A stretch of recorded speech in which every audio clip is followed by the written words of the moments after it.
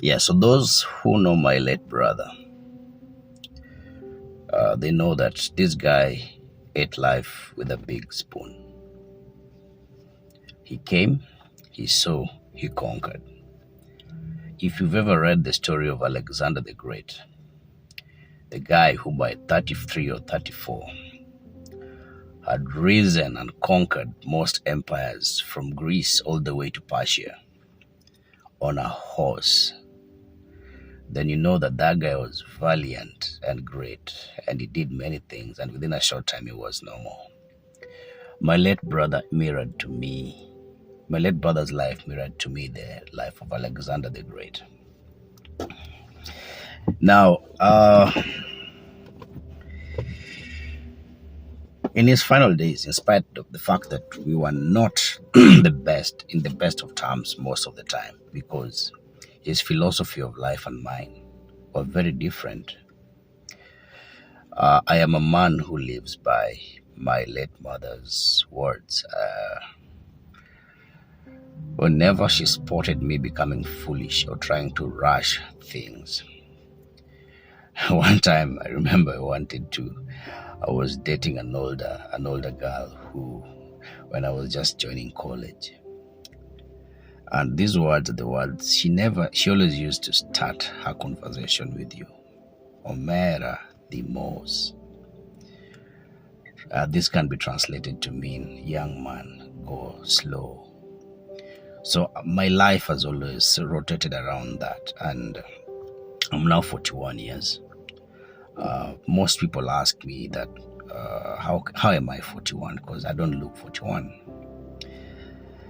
But one of the things I can give credit to the kind of the demeanor my body has, or the shape I am in, I am slow. I'm very, very slow to certain decisions, especially long-term decisions, things to deal with, just life, relationships. I am very slow, very, very, very slow. By the time I was in college, most of my college mates had done many things ahead of me, but I think this has really helped me. Life is not rushing anywhere.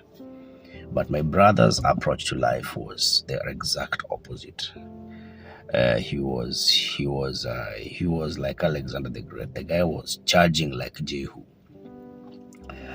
So this made us not to be the best of friends while he was alive. However, in his final days, he calls me and sits me outside my brother's house in Komarok. It left me wondering why he called me, because I was not the best person that we used to share stuff with, because our principles in life were opposite. He told me, bro, these things we do thinking that we are having fun are all a hoax. These things we do thinking that we are seeking a soft life are lies, and they are just deceptive. There's nothing soft about this life. This life is so real. Those words have stuck with me.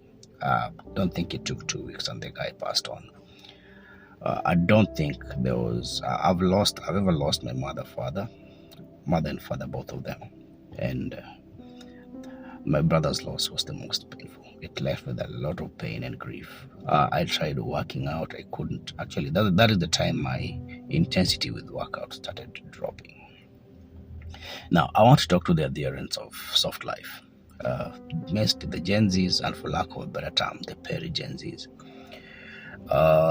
You cannot reinvent the wheel. There is no soft life in this life. There is no free lunch here.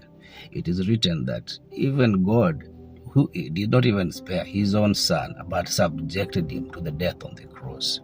Meaning that the purpose we seek in this life is going to be painful. And once you understand that the purpose we're going to seek in this life is going to be painful, you'll start looking at life differently, and you will now become conscious and see that this thing people are telling you is soft life. If God didn't spare his son, then the idea that you're going to have a soft life, have it easy, is from the Antichrist, or the one instead of Christ, or in short, the devil. This thing probably is coming from, naturally, it is not coming from your parents or from your upbringing, because right from the word go, you are weaned from your mother's breast. Was that soft? That wasn't.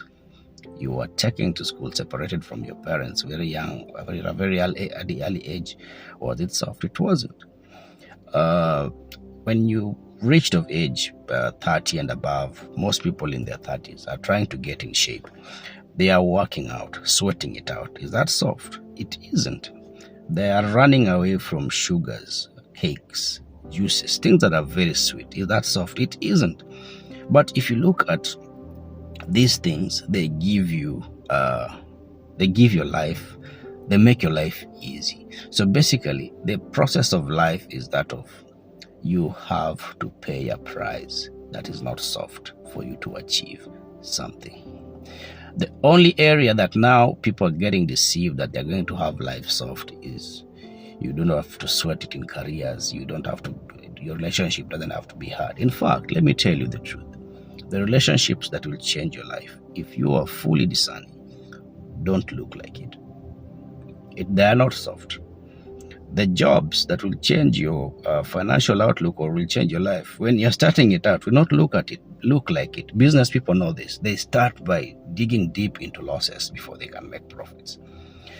So you find this idea of soft life is always brought to people by their friends.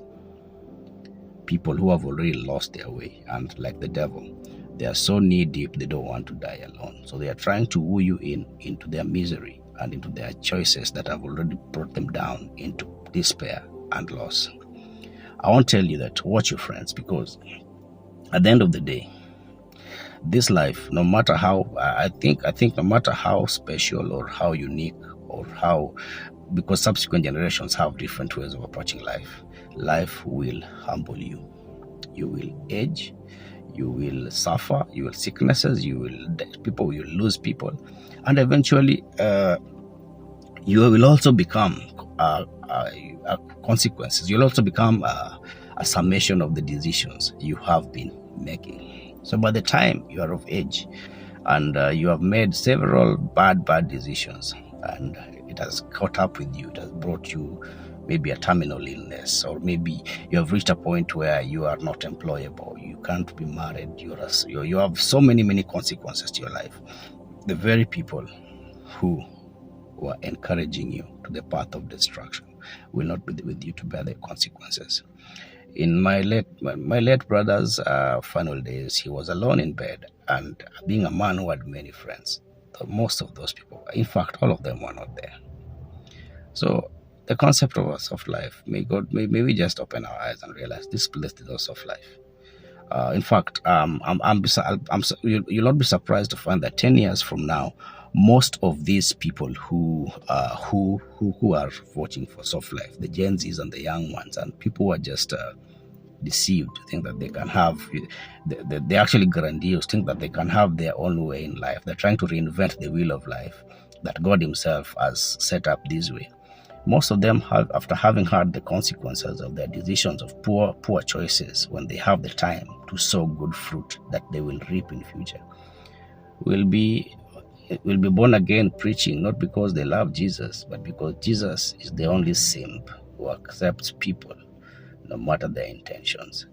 I pray that it doesn't get there. I pray that by the time you're going to God, you go to God because you love him, not because your life is hard, but because you just love him. And that way you'll have a real purpose in this life. But the long and short of it, Harper, in this life, you better humble yourself before it humbles you. There is no soft life here. The concept of a soft life is a haughty, convoluted, how do I even put this? You have a wrong impression of yourself. You're thinking yourself too highly than you should be, because God himself did not spare his own son. So who tells you can have a soft life here? This place is hard, and life is a preparation for death.